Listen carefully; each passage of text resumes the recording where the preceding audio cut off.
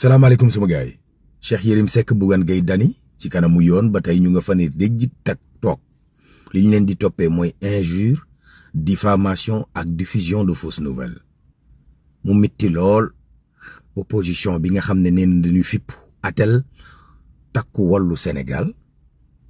ñoom ñëpp ñu ngi wax naqar wi ñu am rek waaye kuréel gi nga xam ne mooy CAP tënk taskatu xibaar yi di exiger ñu wàcc leen ndax liberté de la presse yenn ci société civile bi naqarlu it tekkaaral gi droit de l'homme yi taxaw te seetlu ne na Macky Sall nekkee woon dafa mel ne Diomaye ak Sonko noonu la ñu bëgg a nekkeewaat ci juróom benn weer mbaa juróom-ñaar daanaka lu war a tollu fukki nit rek jàpp nañ leen fi ci kaso yi ndax loolu dana jëm kër ñi fare ci Ousmane Sonko Diomaye ñoom ñu ngay miim ne demewut noonu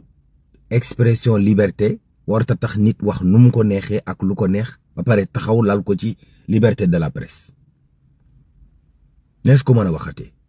kon ñaari journaliste ca kanamu yoon yeneen ñaari journaliste ñu jël leen ne leen tegg ca kaw Momar Jong APS lan ko jiiteloo Mamadou Oumar Ndiaye moom it ñu jiiteloo ko kër gii di CNRA mu wutu Babacar Diagne Aliou Cissé dàqam bi am na ñu bari ñoo xam ne def na ab lumbu naqar ci seen xol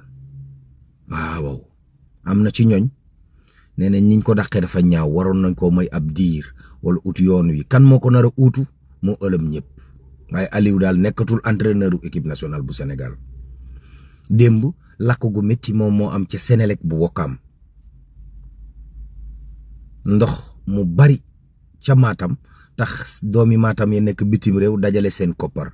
noonu la ñu def Touba ba fa liñ fa dajale pour ñi nekk ci sinistré yi nekkoon ci mbënd mi war a toll ci 800 millions de francs CFA